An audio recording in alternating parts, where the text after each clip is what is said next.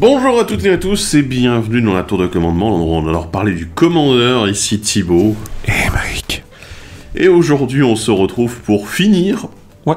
l'analyse des decks de Meurtre au Manoir Karlov. T'as dit ça comme si t'étais étonné. Et on arrive au bout. Oui. Donc voilà. On arrive au bout du coup de ces decks et on a gardé le meilleur pour la fin. Ouais. Ou presque. Ouais. Mon avis personnel dit que c'est le meilleur. Voilà, bon. Aujourd'hui, on va parler du deck revenant en reconnaissance, c'est-à-dire le deck bleu-noir qui se base sur de la réanimation, du surveil. Surveil et réanimation. Voilà, donc... Il n'y a pas d'autre thème. Voilà, mais c'est pas mal. Ouais. Pas mal du tout. Bon. Mais avant ça, on va passer par la phase de pub. On vous rappelle que vous pouvez nous suivre sur les réseaux sociaux, sur Facebook, Twitter et Instagram, pour avoir toutes les news de la tour, voir quand est-ce que les vidéos sortent, etc. Et également, vous pouvez aller nous suivre sur la chaîne Twitch de la tour de commandement pour simplement pouvoir suivre les émissions live. Donc voilà, où on en profite pour répondre à vos questions sur tout le commandeur. On en profite pour construire des decks également ensemble. Donc voilà, pour ceux qui se plaignent de ne pas avoir de deck tech en vidéo, eh ben en fait c'est juste que vous les loupez, elles sont pas au même endroit. Et également à l'occasion, on fait des analyses de game et d'autres sujets, voilà, quand on peut. Voilà, donc profitez-en, allez voir également ce qui se passe là-bas, parce que vous loupez une partie du contenu en fait de la tour, si vous n'y allez pas. Voilà. Et à un moment, il paraît que ça doit sortir ensuite les replays sur la chaîne secondaire, les archives de la tour de commandement, donc si vous voulez aller voir, il y a déjà plein de vidéos disponibles. Il y a beaucoup de retard aussi, mais ça va s'arranger un jour, peut-être. Donc voilà, du coup profitez-en, allez voir un petit peu ce qu'on vous a mis là-bas, et voilà. On va en profiter également pour remercier toutes les personnes qui nous soutiennent financièrement sur Tipeee. C'est très important parce que bon voilà, ça demande pour créer du contenu, d'avoir le matériel, d'avoir ici le studio, de payer le chauffage, pour qu'on évite de se geler les miches en enregistrant les vidéos. Et donc voilà, tout ça c'est possible grâce aux tipeurs de la tour de commandement qui nous soutiennent financièrement, ponctuellement ou bien chaque mois. Donc un grand merci à toutes ces personnes-là, et si jamais vous souhaitez les rejoindre, ça se passe dans la description de la vidéo. Voilà, du coup on vous remerciera également à ce moment-là, et on ne peut pas dire à quel point c'est important pour nous, ce soutien. Voilà. Bref, du coup aujourd'hui on va parler du dernier deck. Oui. Et ouais, ça va être un intéressant. deck qui est bien. Donc un deck Dimir basé sur l'ancienne capa des Dimir dans le 3e bloc qui était surveillé, qui maintenant est devenu un mot-clé Evergreen. Ouais. Qui du coup, en surveille, on prend la carte du dessus, on peut la mettre au cimetière ou la laisser au-dessus, donc ça nous donne du filtre. Et ce deck-là, en fait, va vous inciter, mais pas la capacité, à mettre beaucoup de cartes dans le cimetière. On va voir ça. Ouais, c'est ce qui est assez intéressant parce qu'avec le surveillé, logiquement, on sait que la carte au cimetière sera quasiment aussi utile que dans ta main. Donc voilà, c'est ça l'intérêt, et ça devient presque une extension de la main, donc ça va être assez intéressant. Au passage, tu l'as dit, c'est que surveiller est devenu Evergreen, c'est-à-dire que c'est une capacité qui a été mise en mots-clés classiques, comme le regard. Ou piétinement. Voilà, ou piétinement. Mais je vous invite du coup à les regarder également, puisqu'il y a eu beaucoup d'errata, justement, sur le surveillé. Ouais. Puisque comme on a eu beaucoup de cartes qui ont été justement erratées pour dire tiens non en fait ça surveille. Voilà. Comme Recherche d'Ascanta. Oui, exactement. Qui du coup est ressorti avec un Secret Lair Lara Croft. Ouais. Et dedans il y a marqué maintenant à votre équipe surveillez 1. Voilà, c'est ça, exactement. Il y en a eu d'autres également, oui, mais il y avait eu des rééditions. Voilà, c'est celui dont on a eu une réédition récemment, c'est pour ça que... Voilà. Donc, n'hésitez pas à aller jeter un coup d'œil également si vous recherchez des cartes qui surveillent et qui n'auraient pas été mises dans ce deck. Pourquoi pas. Voilà. Du coup, on commence comme d'habitude avec les commandants principaux du deck, puis les commandants réédités dans le deck, et après on parlera des nouvelles cartes, puis des cartes rééditées sympathiques. Et on commence très simplement avec Mirko, théoriste obsessionnel, une créature légendaire, vampire et détective, qui coûte 3 dont un bleu et un noir, c'est une 1-3. Il a le vol et la vigilance, et à chaque fois que vous surveillez, mettez un marqueur +1/+1 sur Mirko. Au début de votre étape de fin, vous pouvez renvoyer sur le champ de bataille depuis votre cimetière une carte de créature ciblée de force inférieure à celle de Mirko, avec un marqueur fatalité sur elle. Si elle devait mourir, vous l'exilez à la place. Ouais. Alors, déjà, je viens de remarquer un truc, c'est que les 4 face commanders des 4 decks sont des détectives. Ils ont tous le sous-titre détective, voilà. Ça, c'est fait. Alors, Bah, qu'il est bien, ce petit Mirko, puisque du coup, ouais, effectivement, il grossit à chaque fois qu'on surveille. Bon, c'est pas pour chaque point de surveillance. Par exemple, si on a un effet surveillé 2, on mettra quand même qu'un seul marqueur. Mais, puisqu'en fait, le deck va faire énormément de redondance sur les effets de surveille, jusqu'à la fin du tour, on peut rapidement ramener quelque chose qui a 5 de force. Ouais. C'est... Honnêtement, moi, je suis assez intéressé parce que...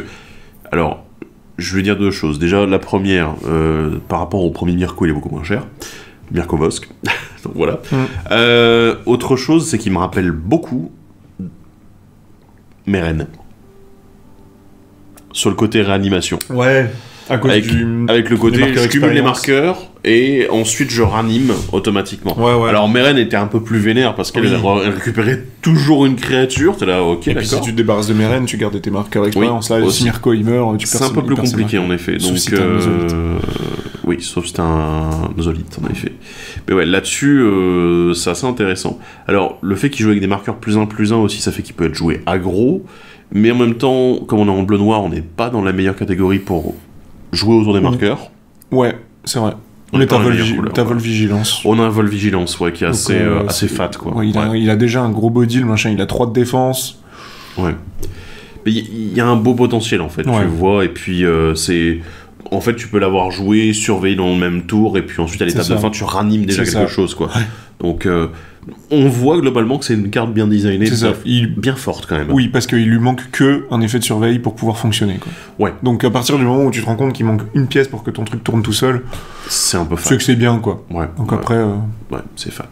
La créature suivante et la deuxième créature potentielle légendaire du deck, c'est Marveau, l'agent des profondeurs. C'est une créature gredin et pieuvre. C'est une 1/8 pour 3 incolores, un bleu et un noir. À chaque fois que Marveau attaque, confrontez le joueur défenseur. The fuck? Chaque joueur impliqué dans la confrontation révèle la carte du dessus de sa bibliothèque, puis met cette carte au-dessus ou en dessous de celle-ci. Un joueur gagne s'il avait... si sa carte avait une valeur de mana plus élevée. Oui. En gros, regard 1, on révèle, j'ai plus que toi, j'ai gagné, t'as plus, t'as gagné. Et à chaque fois que vous gagnez une confrontation, piochez une carte. Puis, vous pouvez lancer un sort avec une valeur de mana inférieure ou égale à 8 depuis votre main sans payer son coût de mana. What? Quoi? Un peu hors sujet, moi, je trouve, avec le deck. Bah, carrément, parce que... Enfin, non, il y a le truc de... Oui, en fait, y a le Marveau truc du dessus, Marveau peut être ramené tout de suite. T'es là, bah... C'est juste... Si Mirko a un marqueur, eh ben c'est bon, il peut ramener Marveau parce que c'est une 1/8. Oui. Et là, ouais, bravo. Même pas. Bah si. Bah pourquoi pas? Bah parce que Mirko, il a déjà un de force. Oui, non, c'est force inférieure. Inférieure strictement. Ouais, strictement okay. inférieure. Mais voilà, donc Marveau, ouais. Après, le côté confrontation, alors là, je m'y attendais pas du tout. C'est une capacité qui vient de Lorwyn. Alors, je pense que c'est même pas Lorwyn, c'est Sombreland. Non, c'est Lorwyn. C'est Lorwyn? Ouais. C'est Lorwyn, du coup. C'était le jeu des gobelins de faire des clashs. Ah oui, faire des clashs ça, en effet. Mais bah, il y avait du noir dedans, d'accord. Mais il y avait du vert aussi. Et je suis pas l'impression qu'il y avait beaucoup en bleu. Non. Donc voilà. C'est très bizarre.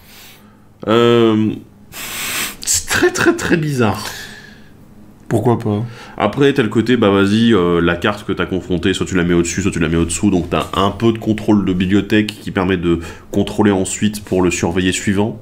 Pourquoi pas? Mais, ouais, disons qu'en fait, voilà, c'est si t'as surveillé et que t'es sûr que ta carte c'est un gros CCM au-dessus, tu fais, bah non, vas-y, je la laisse au-dessus. Ouais, en fait, les deux peuvent s'alimenter, quoi, entre la confrontation et le reste.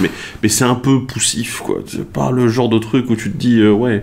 Et puis bon, on lance un sort qui coûte 8 ou moins, t'es là, bon, est-ce que le deck va vraiment avoir beaucoup de big spells?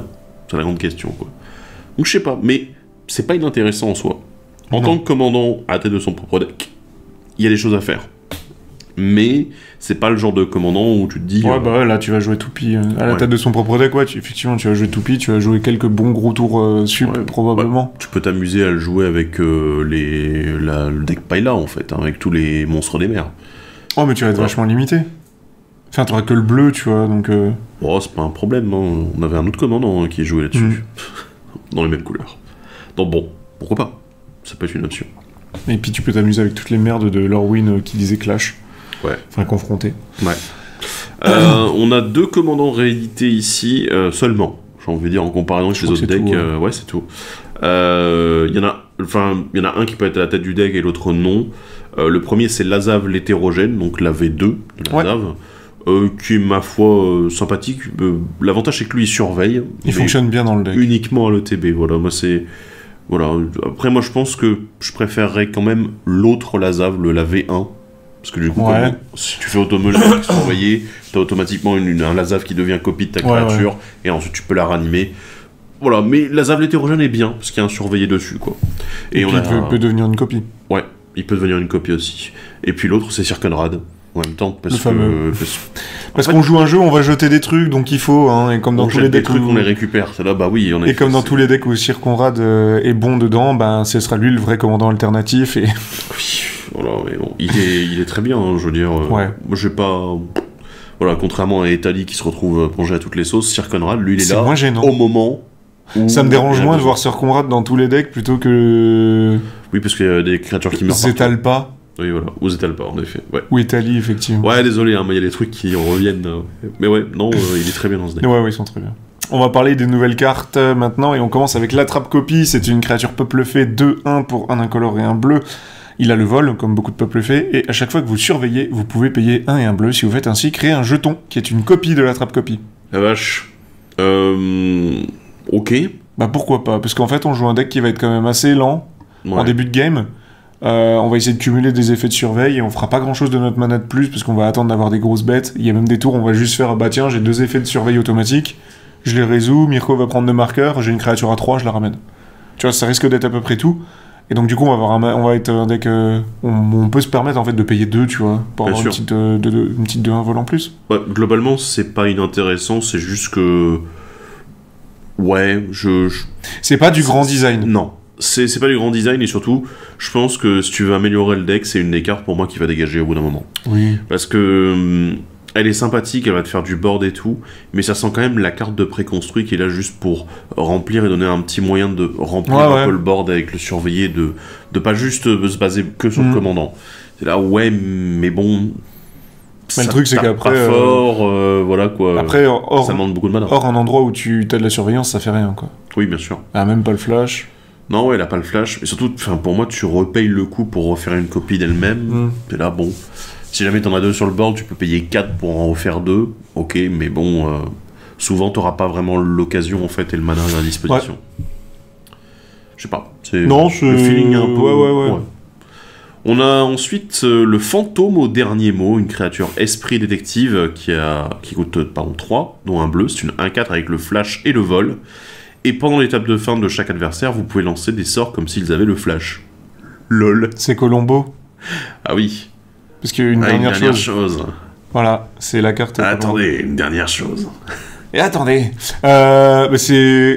J'aime beaucoup l'idée de dire que en fin de tour, je peux tout faire.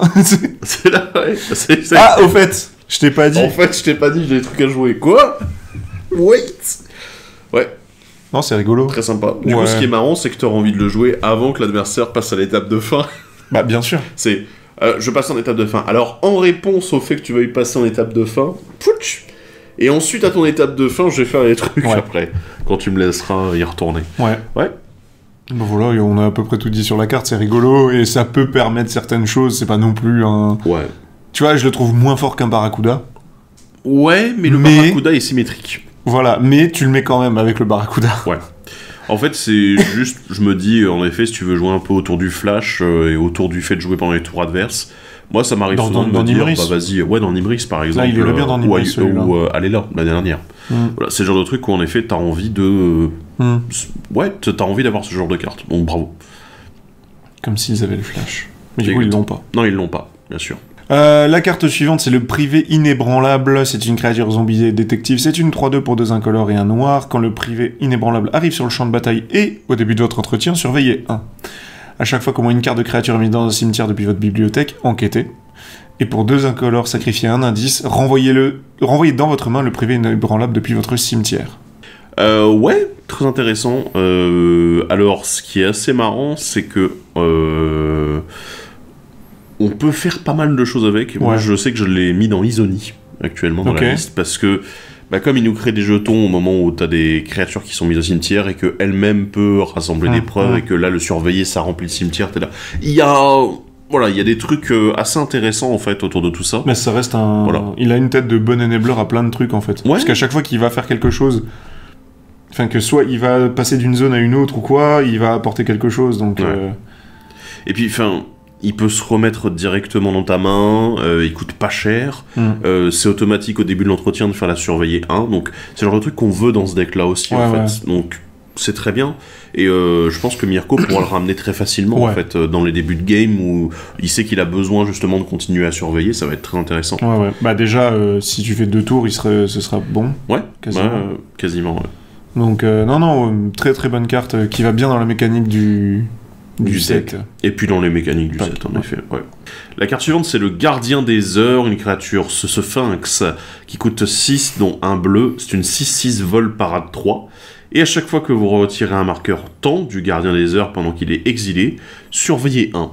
Et la suspension, en fait, suspension 6 pour 2, dont un mana bleu. C'est-à-dire que plutôt que de le lancer depuis sa main, vous pouvez l'exiler en payant 2 et avec 6 marqueurs temps sur lui. Au début de votre entretien, vous retirez un marqueur temps. Et quand vous retirez le dernier, vous pouvez le lancer gratuitement, sans payer son coup de mana. Et là, la célérité dans ce cas-là.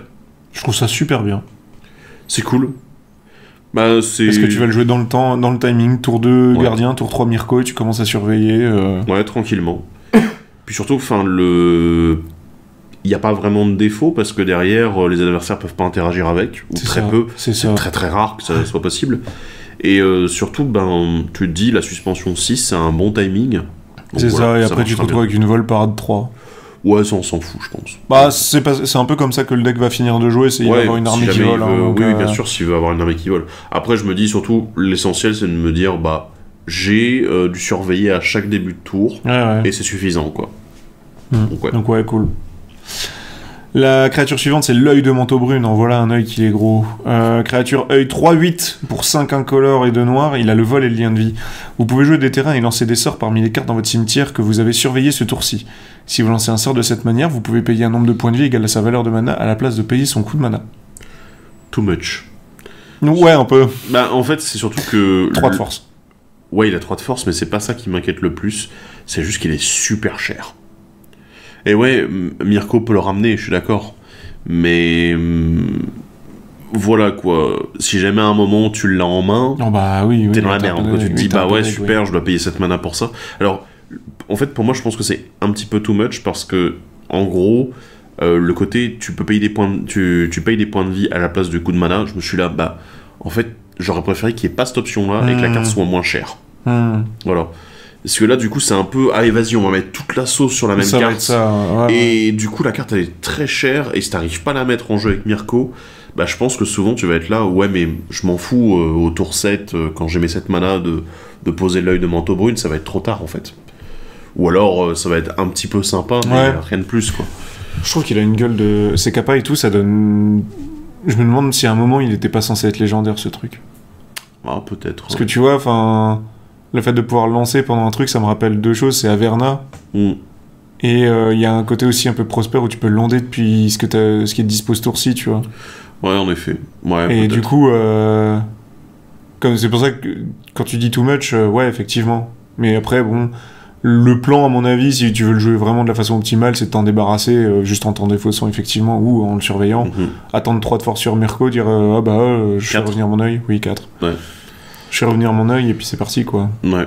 Après, moi, je vois une grosse target pour les adversaires aussi. Par contre, oui, c'est sûr que le machin... Mais comme Mirko le ramène en étape de fin, je suis là... Ouais, ça va être compliqué, quoi. Et puis si tu surveilles pendant les tours adverses, l'œil de manteau brune, il va te permettre de les jouer que pendant ces tours-là, quoi. C'est pas... Et puis tu peux faire que des éphémères, parce qu'à mon avis, t'es obligé de... Oui, pendant les tours adverses, tu dois respecter le timing, bien sûr. Donc je sais pas, la carte, le design me dérange un tout petit peu. Pour moi, il y a trop de choses dessus. Mais sinon, c'est une bonne cible de réanimation. Voilà. La carte suivante, c'est la Sérénade de Charnier. Une carte de rituel qui coûte 6, dont 2 noirs. Surveillez 3. Surveillez 3, puis renvoyez sur le champ de bataille depuis votre cimetière une carte de créature avec un marqueur fatalité sur elle. Exilez la Sérénade de Charnier avec 3 marqueurs temps sur elle.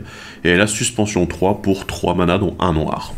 C'est la suite du cycle des cartes qui, une fois jouées, retournent en suspension. C'est même plus la suite, en fait, à ce stade-là. C'est juste, on en rajoute encore. Parce qu'il y en avait déjà en noir. qui existaient. Non. Si. Non, mais ceux qui ont été commencés avec Strixhaven. Oui, bah, les refrains. Ouais, mais ils en ont refait dans tous les sens, donc... Bah sinon, c'est bien. Ça reste dans le thème, hein, la surveillance, puis une petite réanimation, on garde le petit marqueur fatalité pour faire « Oh là là, dis donc, on va absolument pas faire des folies avec ça. » Non, j'aime bien. Heureusement qu'on n'a pas de bleu pour blinker. Oui, ce serait vraiment... Oh, ce serait dommage. Hein. Pardon, excusez-moi. Non. Mais non, moi je trouve ça très bien. C'est une bonne suite au cycle. C'est ça. Ça fonctionne pas mal. Ça reste bien dans le thème du deck, donc on aime bien. La carte suivante, c'est Contrepoint. C'est un éphémère qui coûte 3 incolores, un bleu et un noir. Contrecarré un sort ciblé. Vous pouvez lancer un sort de créature, d'éphémère, de rituel ou de planeswalker depuis votre cimetière avec une valeur de mana inférieure ou égale à la valeur de mana de ce sort sans payer son coût de mana. Bien. Nice. Très sympa. Ouais. Efficace. Je veux dire, on en avait déjà eu d'autres comme ça qui existaient. Là, c'est uniquement depuis le cimetière, mais c'est assez cool parce qu'il y a des cartes qui aiment bien justement quand on joue depuis le cimetière, donc on peut jouer avec, tout ça. Enfin, c'est... Moi j'aime bien ce genre de petits contres qui sont un peu plus chers que des contres classiques, voire beaucoup plus chers parce que là ça coûte 5 quand même, mais qui te donnent un vrai upside à côté. Non mais il est bien, j'aime bien. On continue avec une affaire, tiens, c'est intéressant. L'affaire de visage changeant, qui coûte 3 dont 2 bleus, c'est un enchantement affaire du coup. Au début de votre entretien, surveillez 1. Ça c'est bizarre ça. À résoudre, donc il y a au moins 15 cartes dans votre cimetière, donc du coup si elle n'est pas résolue et que vous avez rempli cette condition, vous allez résoudre l'affaire. Et quand elle est résolue, elle gagne. À chaque fois que vous lancez un sort de créature non légendaire, copiez ce sort. Tout simplement. LOL. Ouais. C'est fort. Bah, c'est assez... C'est bien parce que du coup, pour sa résolution, t'as son effet de base qu'il a fourni assez régulièrement. 15 cartes, ça semble pas être non plus le bout du monde dans le deck, je trouve. Surtout en commandeur. Enfin, voilà, c'est ça. C'est rien. Et après, tu te retrouves avec un enchantement qui va être bien et qui va vite se faire target dès que possible, je pense. Ah ouais, clairement. En plus, il coûte que 3, ça se met en place très rapidement, ça fonctionne très bien avec Mirko. La condition est très simple à remplir pour la résolution et honnêtement, les copies... Alors les copies, ça va pas trop dans la logique finalement du pack. Quand tu regardes le reste... Oui, parce que de toute façon, en plus, tu vas beaucoup en ramener par réanimation, tu vas pas les cast. Ouais, en effet. Donc effectivement, c'est pas non plus, ça semble pas fou. Mais... Peut-être dans d'autres decks plus clones, peut-être on peut s'amuser avec. Ouais, peut-être. Notamment si tu joues beaucoup des clones avec des éphémères rituels. Voilà, ça peut être sympa aussi de partir là-dessus. Sinon, moi je vois juste... Au début de notre entretien, surveiller 1, c'est encore un effet qui le fait, donc on va pas se très bien pour le deck. La carte suivante, c'est le bateau à vapeur angoissant. C'est un artefact véhicule qui coûte 3 incolores et 2 noirs. C'est une 5-7 pilotage 2. Quand le bateau arrive sur le champ de bataille, chaque joueur choisit 2 créatures non jetons non véhicules qu'il contrôle. Exilez-les jusqu'à ce que le bateau à vapeur angoissant quitte le champ de bataille. À chaque fois que le bateau à vapeur angoissant attaque, mettez une carte exilée par lui dans le cimetière de son propriétaire. Si vous faites ainsi, enquêtez. Et pilotage 2. Ce qui est pas cher, pilotage 2. Ce qui n'est rien du tout. Ouais, c'est que dalle. Alors le bateau à vapeur angoissant, la blague, c'est que je crois que c'est une des seules cartes que j'ai en version alternative, du coup je l'ai en full art. Je sais pas trop quoi en penser parce que je me dis l'exil de 2 créatures, t'es là, c'est plutôt sympa parce que alors le problème c'est que c'est chaque joueur, donc toi aussi. Ouais. Tu te dis, attends, what? Parce qu'à mon avis c'est pour les trucs qui ont fatalité ou quoi. Pour oui, les faire ça par contre c'est intéressant en effet. Là-dessus ça marche bien. Mais tu te dis quand même exiler 2 créatures non jetons non véhicules des adversaires par adversaire. Pour 5 mana, c'est assez fat, hein, en vrai. Ah, par contre, oui, c'est une bonne gestion. Hein. Voilà, c'est une bonne gestion, et derrière, t'es là, il attaque, c'est même pas quand il touche. Ouais. Tu vas permettre de remettre ces cartes-là, notamment peut-être les plus dangereuses. Peut-être les tiennes d'abord. Ouais. Parce que les plus dangereuses, pour moi, parce que si jamais on le pète... Ah oui, il les récupère, il les récupère, donc... voilà, le bateau, c'est quand même une créature, un artefact à la fois, donc ça va être un peu chiant. Du coup, je sais pas ce que je ferais repartir en premier dans le cimetière, mais ouais. Parce que, à la limite, moi, mes créatures avec des marqueurs fatalité, si elles reviennent, elles l'ont plus. Hein. C'est vrai. Avec le bateau qui part. Donc, oui, c'est vrai. Je vais peut-être plutôt les mettre dans le cimetière, une créature adverse, que dans un jeu que je sais qu'il peut pas ranimer en face. Quoi. Mais c'est assez fat. C'est assez fat. Par contre, ça gère que les créatures, contrairement à d'autres trucs. Mais bon... non jetons et non véhicules. C'est déjà pas mal. Après, c'est le joueur qui choisit. Ouais, mais bon... Ouais. Dans le bon timing, je veux dire, s'il tombe assez tôt dans la game, ça peut être suffisamment intéressant pour... voilà. Bon. Et du coup, on termine avec la carte récurrente de tous les decks, c'est la note de rançon, un artefact indice qui coûte 1, et quand il arrive sur le champ de bataille, surveiller 1. Tiens, c'est bizarre, c'est utile dans le deck, ça. Ça coûte 2 pour la sacrifier, et pour faire en sorte soit de voiler une carte, soit inciter une créature, soit piocher une carte. Ah bah oui, là pour le coup, c'est très très bon dans le deck. Hein. Oui. Bah, surveiller un quand c'est ETB, et puis généralement, tu vas piocher une carte. Oui.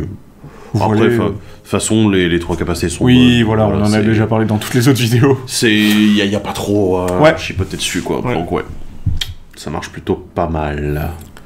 On va maintenant passer aux rééditions du deck et voir un petit peu ce qu'il y a dedans et qui peut être sympa. Et il y en a des sympas. La vache! Ah ouais, t'as vu la liste Ouh là là là là là là là là. Ah, va falloir acheter ce deck très rapidement. Ok.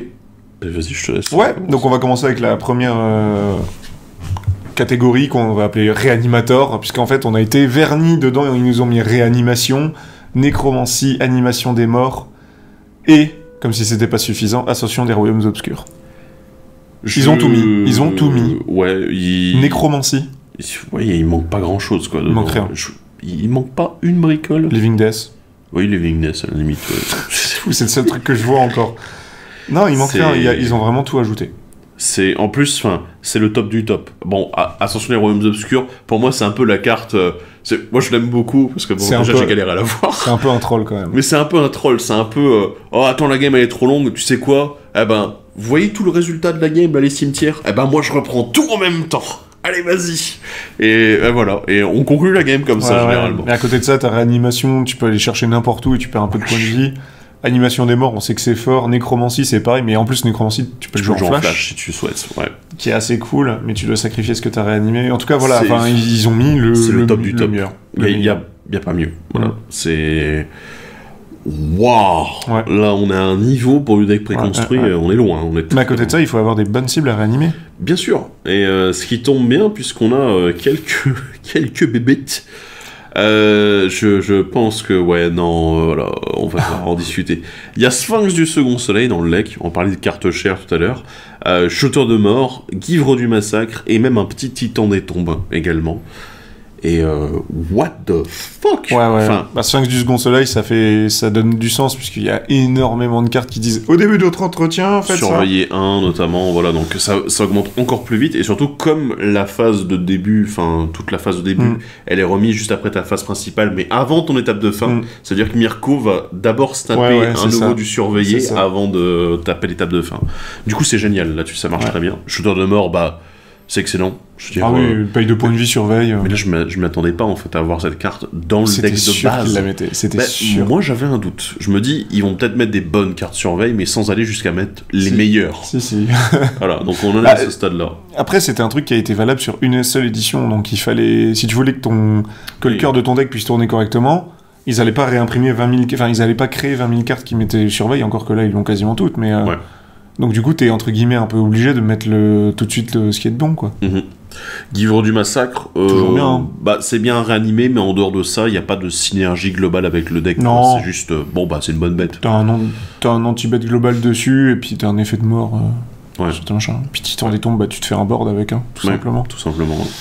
Bon, voilà des bonnes bêtes à réanimer.